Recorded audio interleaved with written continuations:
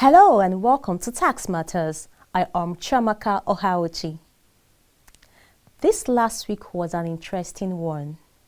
First was the decline on Monday by the Federal High Court sitting in Port Harcourt on the motion for stay of execution of its judgment on VAT, which it delivered on August 10. In a swift reaction, Governor Wike of Rivers State signed into law the Rivers State Value Added Tax Law and followed it up on Wednesday with a press conference that was televised live on the major networks. On that same day, the Federal Inland Revenue Service also held a press conference on the same issue, which was also televised live. So even as we do not intend to pretend to be telling you what you already know, we will on this episode dwell on matters arising from the two press conferences. Of course, mindful of the need to keep within the bounds of the law. You know what I mean. Talking about the fact that the case is before the appeal court and so it is sub judice. We must not forget that on Thursday, the 9th of September, the Lagos State House of Assembly also passed the state VAT bill fixing the rate at 6%. On that same day, the governor of the state, Babajide Sanwo-Olu, immediately signed the bill into law just before the appeal court ruled that all parties should maintain status quo. That ruling of the appeal court has been variously interpreted. And what in this case would you regard as status quo?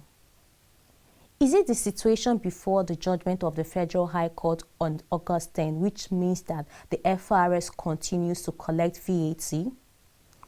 Or is it the situation before coming to the Court of Appeal?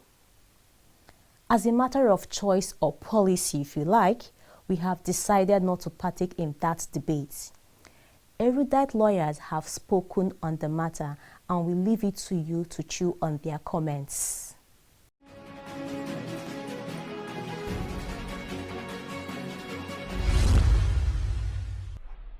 Still talking about this past week being a busy one, while all the back and forth on VAT was going on, the Joint Tax Board was meeting in Abuja for its 148th meeting.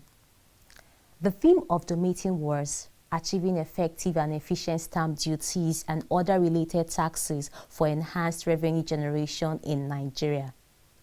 As if on cue, news came out that very day that the Attorney Generals of the 36 states of the Federation have taken the Attorney General of the Federation before the Supreme Court over the failure of the federal government to remit the funds generated from stamp duties into the state accounts. The state attorney generals are praying the Supreme Court to determine whether or not the states have the sole authority to administer and collect stamp duties on all transactions involving individuals within their respective territories. They are also praying the court to determine that they are entitled to 85% of all stamp duties collected on electronic money transfer levy, on electronic receipts, or electronic transfer for money deposited in banks. The state attorney generals are also asking the court to compel the AGF to give account and pay back the monies generated from stamp duties from the state within 2015 to 2020 and thereafter to the time of judgment. What transpired at the JTB meeting and what the 36 states want, now that on a particular matter they are speaking with one voice, will be part of the menu on today's episode of Tax Matters. So you see, it is a loaded episode. Grab a drink, cross your legs, and let's ride. I'm a very busy man. My business involves a lot of traveling and I interface with lots and lots of people and organizations. Tax compliance used to be a big drag on my business. It was time consuming and very costly. But now, no more. Introducing the FIRS TaxPro-MAX, the truly fully end-to-end tax administration solution for companies' income tax, value-added tax, petroleum profits tax, and all other tax types. For fast, efficient, and convenient end-to-end tax experience, log on to www.taxpromax.firs.gov.ng. TaxProMax has turned things around for me. It is fast, user-friendly, and cost-effective. FIRS, making tax administration as easy as ABC.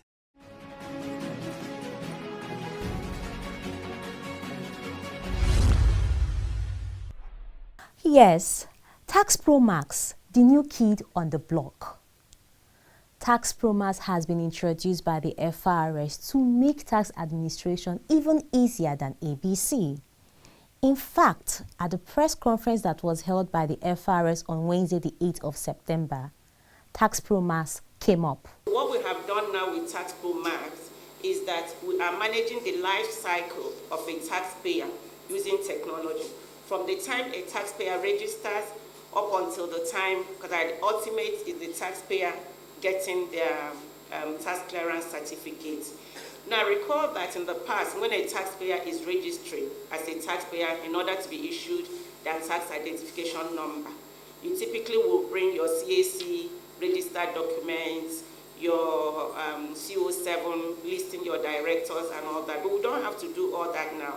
So a taxpayer can actually go online and register online, and then we do that validation online too, because we have integrated with Corporate Affairs Commissions.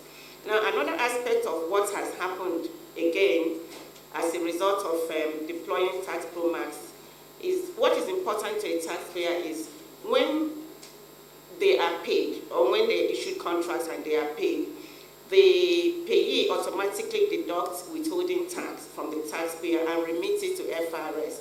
Now, receipts are issued to the taxpayer, which they then take also manually to the FIRS, who then issue them a credit note that they can use to offset their tax liability. Now, that is also automatically done. So once the MDA or whomever the payee deducts that withholding tax and remits to FIRS, a receipt is automatically generated, which goes to the email of the profile of the taxpayer. Now, once that receipt is generated, the system also recognizes that a withholding tax receipt has been generated and converts that to a withholding credit note, which then becomes a credit in the ledger of the taxpayer. Now, when the taxpayer therefore goes to file their tax, at the end of the declaration or submission of what they need to submit in all the schedules, it then prompts the taxpayer, after he validates and accepts that the declarations of the summary of the declaration is correct, and they accept that, a request from the taxpayer if they want to use the credit in their ledger. If they say yes, let's assume the tax liability is 100 million and they have 85 million or whatever the amount is, it deducts that and then presents 50 million for the taxpayer to pay. It therefore also gives you the option to pay at the bank or to pay right away. If you click to pay at the bank, a document reference number is generated, which you then print and take to the bank. When you go to the bank, that's all you give to the bank teller to process your payment and issue your receipt. If you also choose to pay right away, it presents you different payment gateways. You choose the one that you prefer, and then you pay online. So in other words, we've been able to achieve an end-to-end processing on the life cycle of that taxpayer from the time the taxpayer registers and up on the time they pay their tax liability. Now, having made these payments, the next thing the taxpayer would want also is to request for their tax clearance certificate, which is a statutory requirement for most of the agencies that give contract, if not all of them. So you then have to go and apply for your tax clearance. So those days of going to the tax office and applying for tax clearance to be issued are gone. So you go online again. Now you're already a registered taxpayer. You enter your TIN number and then go through the process of applying for your tax clearance certificate. Between 10 minutes to probably at the max 2 days, you will have your tax clearance certificate sent to your email.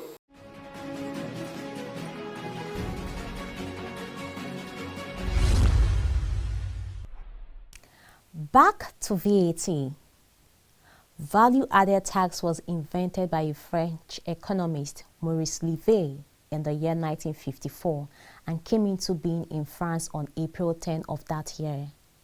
The predecessor of VAT, Sales tax was introduced in its modern form in West Virginia in the USA as gross sales tax in the year 1921. During the 1930s, many more states in the US adopted the sales tax in its various forms as replacement for the general property tax that had been their major source of income. In Nigeria, value-added tax was introduced in the year 1993 with the enactment of Decree No. 102, which later became an act of the National Assembly. By virtue of that law, collection of VAT began in January 1994, a replacement of sales tax which before then was being collected by the various state governments.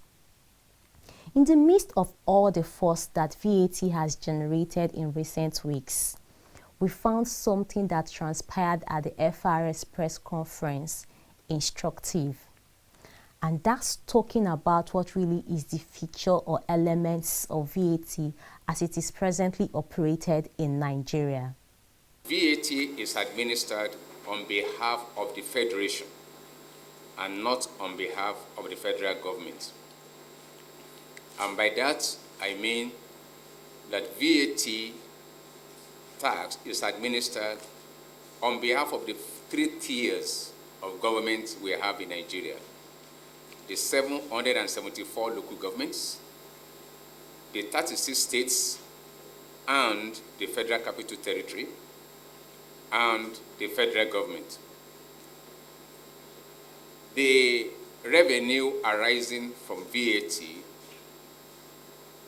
is shared among the 3 tiers of government based on the extant provisions. And currently, 35% goes to the local governments, 50% goes to the state governments, while 15% goes to the federal government. And so, in actual effect, 85% of VAT collected goes to states and local governments, while only 15% goes to the federal government. The VAT revenue is not paid into the Federation account. It goes into a VAT pool account. It is only after the sharing and allocation that the portion that falls to the federal government goes to the relevant consolidated revenue account. On the essential features of value-added tax as practiced in Nigeria, VAT is practiced on an input-output mechanism. And what do we mean? What it means is that for a business, either importing or buying products for resale, that business will pay VAT either at the port if it's importing or to the manufacturer if it is buying from a local manufacturer. And when that business pays VAT, it is accounted for that business as an input tax, such that when it begins to sell in any part of Nigeria and charges VAT to its own customers, it is able to recoup the input tax paid either at the port if it's an imported item or paid to the manufacturer if it is an item bought locally. And just to illustrate this, for example, assuming a business person bought an item, let's say in Osun State, and paid VAT, and takes the goods to, let's say, Sokoto State to sell. Remember, this business person had paid VAT when purchasing the product in Osun State. And when selling in Sokoto State, it will charge VAT. And by the operation of the input-output mechanism, this business person will deduct the input tax paid in Osun State from the output tax charged in Sokoto State and remit any difference to the relevant tax authority. In this case, because there is a single tax authority handling VAT, it is the same authority that received the VAT in Osun State that will receive the additional VAT payable in Sokoto State. And so it is easy to work out the input-output mechanism, and there is no issue of the business person being shortchanged. There's no issue of consumers having to pay VAT more than once. However, if this is operated at subnational level, that is, let's say at the state level, it will mean that when the business person is paying that VAT at the state of source, and we have said, assume it's Osun State, Osun State Revenue Authority will have collected that money. And then when this business person is selling that same item in Sokoto State, it will charge VAT. Now, the dilemma is, how does that business recoup the VAT paid previously? Either of two things will happen. Either Osun State will have to refund the VAT collected, or Sokoto State will have to absorb that loss. And that in itself creates confusion. Another problem that will arise is where there is difference in rates. If, for example, Osun State charges VAT, let's say at 10%. Sokoto State charges VAT, let's say at 5%. And so, at the point of procuring the goods, this guy will have paid VAT at 10%. But when he's going to sell, it will only charge VAT at 5%. As such, the input suffered is greater than the output. Then the question is, who bears the shortfall of 5%? Will you go to Osun State to collect that 5%? Or will you ask Sokoto State to reimburse the merchant of 5%?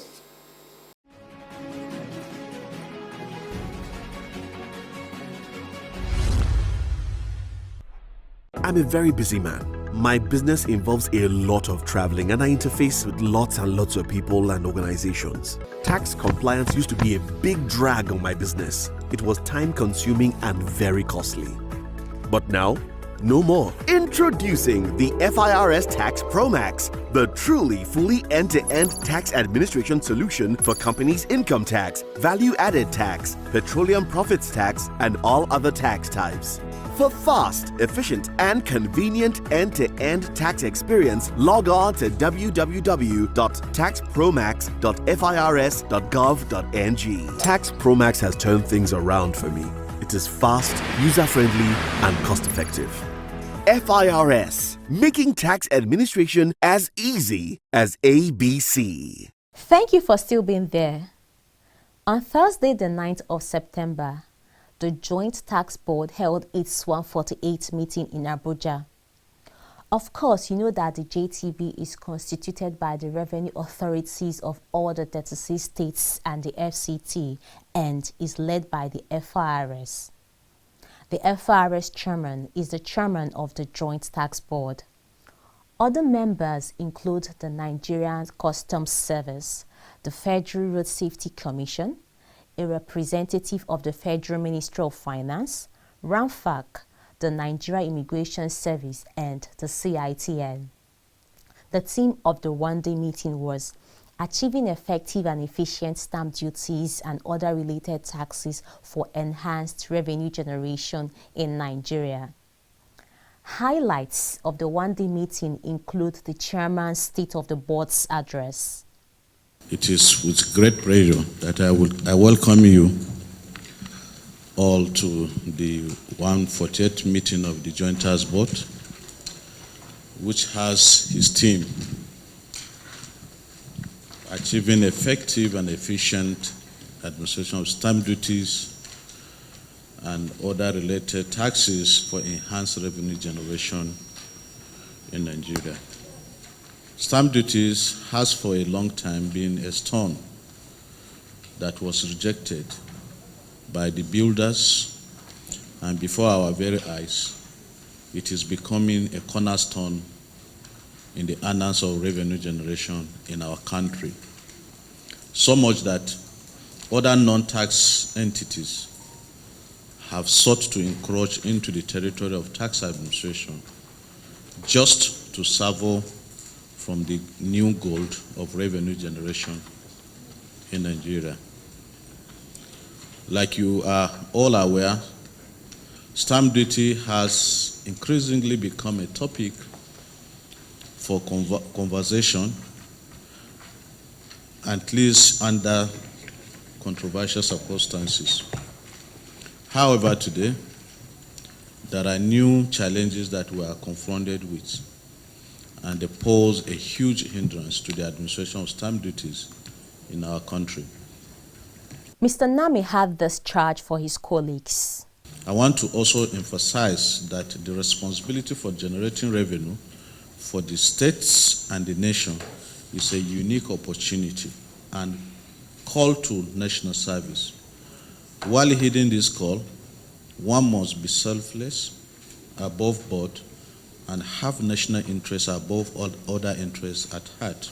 A theme paper was presented by Mr. Albert Folorunsho of Pedabo Professional Services. Stamp duty, like the chairman has mentioned, is becoming a very important tax in our environment, in Nigeria particularly. And of course, stamp duty is just a duty on instrument or document, because there are other instruments today, or duty being paid today, that are really not stamp duty. So stamp duty is duty on instrument or document. The essence of stamping a document is to give it a legal backing so that it can be given in evidence in a court of law. And of course, revenue generation, so that we don't lose sight that it's just to stamp. It's not just to stamp, it is also to generate revenue to the various authorities, state and federal. The focus is not only on electronic transfer, which is the one that has more or less brought life to stamp duty. There are several documents that requires stamping, okay? And most of them are even more, more viable than the 15 naira electronic trunk. If we put our processes together properly, most of them are much more viable than just 15 naira transfer, that electronic transfer money that brought about the focus on stamp duty now. As a follow-up to the 147th meeting held in Kaduna some months ago, Mr. Taiwo Oyedele presented an update on the Data for Tax initiative. So as we all know, this project is about how do we use data and tax intelligence to significantly move our tax revenue. So the entire revenue of, not even revenue, entire budget of federal plus all 36 states plus FCT plus all the 774 local governments in Nigeria is under $60 billion for 200 million people. America does not have twice our population. Their budget is over $6 trillion. So we need to do something that is drastic, and therefore we think that this is the most promising project. We had this conversation at the meeting you had in Kaduna, I think a couple of months back. So we said when people have money, whether the money is stolen or not, is not the primary focus of the tax man. Whatever the source of the money might be, people tend to do three things. They spend, they save, and they invest. So what we're trying to do is to track the data point for savings, for investment, and for spending. And then use that intelligence to see that if someone has declared and paid taxes of 1 million naira, but we see that they've spent 300 million naira in the year, we can say, Oga or Madam, please, can you come and help us understand how you were able to spend 300 million naira, but you only pay tax of 1 million. We think by December we should be at a point where we can start using data, at least at the beginning of 2022. More details on the 148th Joint Tax Board meeting will come to you in a subsequent episode. The communique is still being awaited. For better understanding of the issues at stake, Tax Matters spoke to some of the delegates. We will share those interviews with you in a subsequent episode. We do hope that it has been an educative and enlightening episode for you on this episode of the program. We will still be here next week and we want you to be part of it.